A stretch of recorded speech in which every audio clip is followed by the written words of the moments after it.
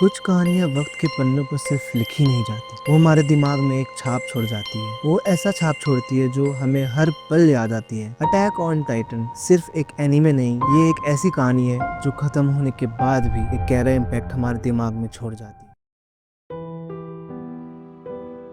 शुरुआत एक बच्चे की चीख से होती है। एरन येगर, जिसने पूरी दुनिया को अपनी आंखों से देखने के सपने पाल रखे थे, लेकिन वो सपने पल भर में कभी खत्म न होने वाले बुरे सपने में बदल गए। एक ऐसी दुनिया जहाँ इंसानियत दीवारों के पीछे कैद थी, और दीवारों के बाहर एक ऐसी दुनिया जहाँ इंसानियत के लिए कोई जगह नहीं थी। अंदर एक झूठा सुकून था और धोखा जो कभी भी टूट सकता था।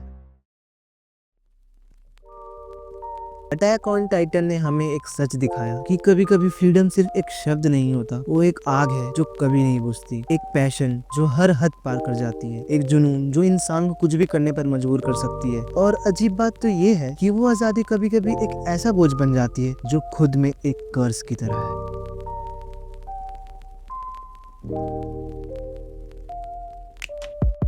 एरन येगर सिर्फ एक नाम नहीं, ये एक सफर है। शुरुआत में वो एक हीरो था, एक उम्मीद का पुतला जो टाइटन से अपनी माँ का बदला लेना चाहता था और इंसानियत को टाइटन्स के डर से आजाद करना चाहता था। पर जैसे जैसे कहानी के पन्ने पलटते गए, वो हीरो एक विलेन बन गया, फिर एंटी हीरो, फिर एक ऐसा कैरेक्टर जिसे समझना मुश्किल था, और कहानी के अंत तक एक ऐसा अनस्टॉपेबल फोर्स बन गया जिसने खुद को खत्म कर शायद दुनिया को जीतने का मौका दिया। और ये कहानी सिर्फ एरन की नहीं थी, ये उन सब की कहानी थी जो उसके साथ इस खौफनाक सफर में जुड़े हुए थे। मिकासा, जिसके लिए प्यार एक मैरून स्कार्फ से शुरू हुई, बट अंत तक वो स्कार्फ एक कपड़े का टुकड़ा बन जाता है जिसमें एनीमे की दुनिया का सबसे शान सेक्रीफाइस देने का स्कार होता है। आर्मिन, जिसने हमेशा दिमाग से सोचा बट हर मोड़ पर अपने दिल की सुनी और अपने सपने को अनदेखा कर दिया। लीवाई, जिसे जिंदगी ने उससे उसका सब कुछ मांग लिया, बट जिंदगी कभी भी उससे उसकी इंसानियत और ताताकाई करने की ताकत नहीं छीन पाई। एरविन, जिसने सच की तलाश में अपनी जान की भी परवाह नहीं की। ये एनीमे आगे बढ़ने के लिए हमसे एक सेक्रीफाइस मांगती है, चाहे वो साशा हो, मार्को हो, फ्लॉक हो, पेट्रा, पिक्सिस, केनी, हानिस और एंड में हानजी, जिसने अपने दोस्तों और इंसानियत के लिए खुद को सेक्रीफाइस कर दिया।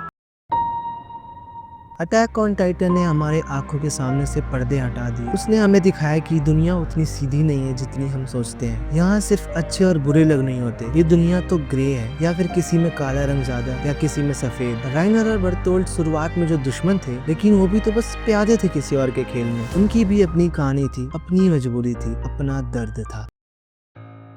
इस एनीमे का हर एक डिटेल एक मास्टर ऑफ स्टोरी टेलिंग का एक सबूत है। फोरशैडोइंग ऐसी थी कि जब तुम इसे दोबारा देखो तो हर फ्रेम में एक छुपा हुआ राज मिलता है। कैमरा एंगल्स, किस कैरेक्टर ने क्या कहा, उनकी आंखों में क्या इमोशंस थे, सब कुछ पहले से तय था। मानो कोई एक एक धागों को जोड़कर कोई बहुत सुंदर ड्रेस बन रहा हो। ये कहानी सिर्फ विजुअल्स नहीं थी, हर शॉट में एक क्लू छुपा था। बेसमेंट रिवील, जहाँ सच भरोसे को तोड़ता है। क्रूगर के words, save Mikasa and Armin, वक्त के पार की बातें करते हैं। और पाथ्स, एक ऐसी डायमेंशन जहाँ यादें भी वक्त से आगे चलती हैं। और जब हमें लगता है कि अब कोई और बड़ा झटका नहीं लग सकता, तब ये शो हमें फिर से हिला देता है। दी रंबलिंग, एक ऐसा मंजर जो इंसानियत के सबसे बुरे ख्वाबों से भी ज्यादा खौफनाक था। जेनोसाइड, सैक्रिफाइस और एरन का वो फैसला जिसने सब कुछ बदल दिया। जीक की फिलॉसफी, एलियंस का इतिहास, स्टरलाइजेशन, ये सब हमेशा एक ही सवाल सामने रखता था, आखिर उस आजादी की कीमत क्या है जिससे हम इतने शिद्दत से चाहते हैं, जिसका जवाब एरन के ट्विस्टेड माइंडसेट ने दे दिया, 80%।